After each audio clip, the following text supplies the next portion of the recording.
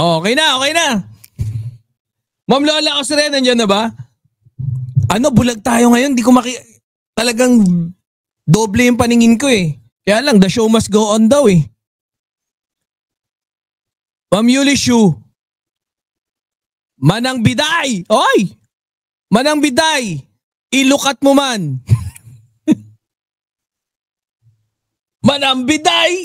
Ilukat mo man! Ang ganda lang yung alam ko eh. Anyways, magandang gabi po sa lahat. Siyempre, birahan na tayo ha. Mamalaga 143. Oh, ano na tayo? Banat na tayo. Asan na ba yung topic 1? First topic natin. Ay.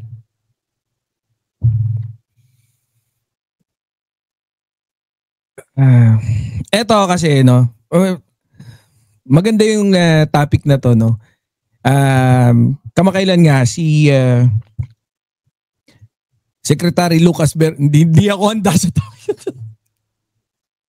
Kala ko kung ano eh kasi anyways, apologies. Ano lang thinking out loud tayo. Pagtingin ko kasi, sabi ko okay, kaya to. Yun pala. Kala ko si Sarah at si anyway, sasabi rito kasi, I'm not disparaging VP Sara at kakayahan niya. But I think it's safer for the Philippines to stay with the President Marcos. Ako talaga, kasi marami nagsasabi, no? Yan yung sabi ni Secretary Lucas Bersamin. And then marami na rin nagko-comment na mga fellow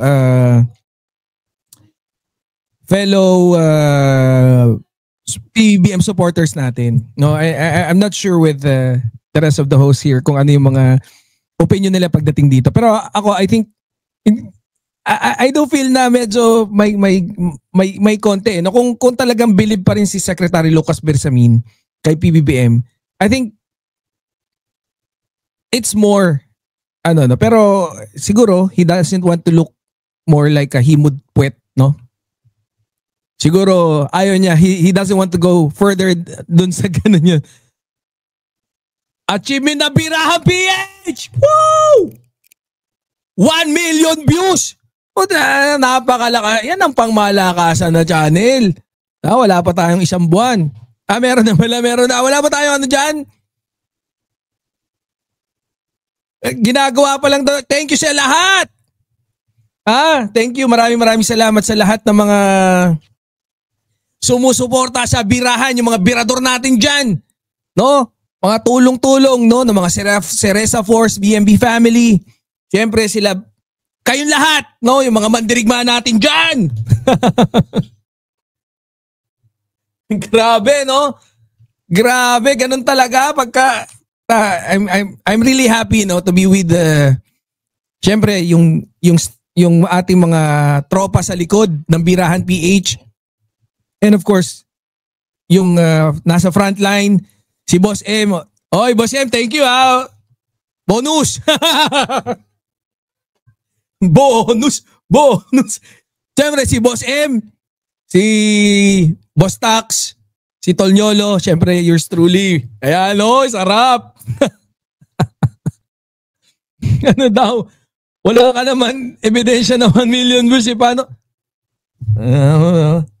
Pakita, asa na ba? Meron ba?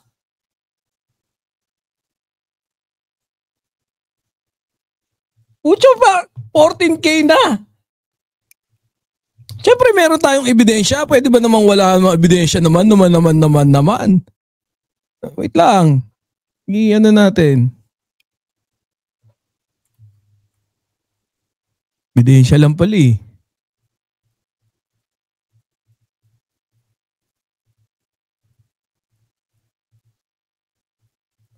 Yan! Pucha ka nga lasig. Asa na? Ayun no! Palakpakan! Congratulations Birahan PH, pangmalakasan kayo mga brothers and sisters, yung mga binador natin dyan! Palakpakan, siya pa. Ewan ko kung naririnig. Ang problema, hindi ko alam kung naririnig yung sound effect natin. Ayan. Wala? Wala daw? Totoo nga? Wala ba? Wala pala yung sound effect ko? Wait lang sound check ulit Tingnan mo nga kung meron. Ngayon, meron na?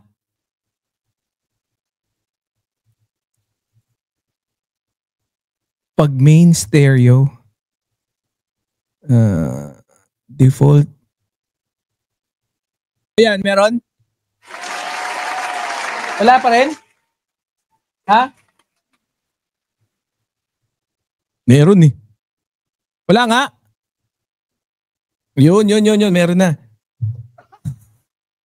Meron. Wala pa rin. Ayan, meron na Ayan, meron na. Ayan Siyempre, hindi namin ma-achieve yung milestone na yan if not without you, mga biradors natin dyan, pangmalakasan. Siyempre, no, salamat din sa paghihirap nung ating mga tropa na nasa likod niyan, behind the back. Behind the back. Talagang natatawa ako dyan sa ano na yan, behind the back. Siyempre, salamat kay Boss M, ayan. Oh, enough of that. Dapat siyempre, makakaasa kayong patuloy naming gagalingan. No? Joke lang. Gagalingan natin, siyempre. Tita Eva Punsalan, daig ka ni Saldi ko. May effects. Oo nga, no? Si Saldi ko. Pero wala, talo si Saldi ko sa effects ni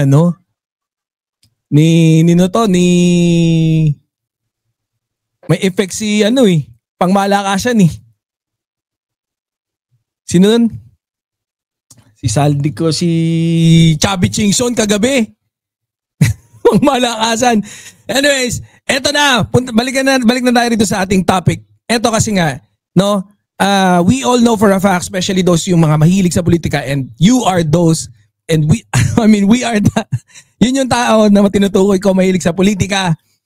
And ang sabi rito, I am not disparaging VP Sara at ang kakayahan niya, but I think it's safer for the Philippines to stay with President Marcos.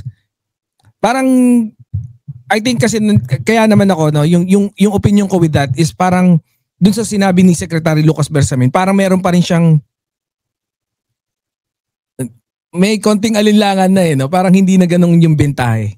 Pero anyways, maybe it's just me. Tingnan natin kung ano yung mga perception nung iba pagdating dun sa sinabi na yun ni Secretary Lucas Bersamin. Pero with that, no, I still give it with the Secretary Lucas Bersamin dahil nga kahit na nag-resign na siya, all good words pa rin naman. Walang masama na sinabi. Pero I think he can do better. No? Ngayon sana talagang sa tingin ko medyo may sama ng loob si Secretary Lucas Bersamin, pero I am really hoping na wag siyang sagot ng sagot kagad sa mga tanong, no? Pero matalino naman si Secretary Lucas Bersamin Siyempre, 'di ba? Chief Justice 'yan. So, matalino naman talaga yan. Pero minsan lang kasi may mga talagang I feel like mayroong mga reporters, no, na nagte-take advantage pagdating diyan sa mga pagtatanong-tanong na yan. Especially nakita nila si Secretary Lucas Bersamin naman, no. Prior nung or after before, no, hindi siya masyadong nai-interview. Pero ngayon pagka nai-interview kasi parang I feel like medyo hindi siya ganun kasanay. No? Minsan natatanong siya, especially may mga reporters na alam mo yun, parang namumuhunan sa pag nakita yung medyo emotional or galit, tas yung tanong naiiba na Naiiba na. Parang kanina may napanood ako, paano yun? May tampo daw si paano kaya yun? May tampo daw si Secretary Lucas Bersamin. Ano masasabi nyo? Alam mo yung mga ganun. So, sa akin naman, kung pagdating kay Secretary Lucas Bersamin, tama naman siya dito, no? Kasi I think there's no discussion with this already. Wala na tayong dapat pag-usapan pagdating dun sa kung sino yung pipiliin natin. Ito, baliw to eh. 'Di ba? Ayan. So, alam naman natin may toyo yan, si Sara. And I do believe na marami ring hindi syempre, 'di ba? You don't trust Bersamin? Hindi ko kayo masisisi, ha? We can all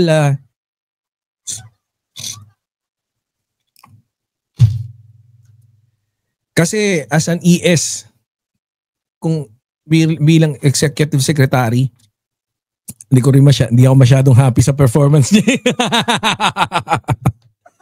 Pero hindi naman dahil takot akong ihayag, no, yung dati ko na rin namang sinasabi yan, alam na rin naman ng mga tao, no? Pero let's see, no, kasi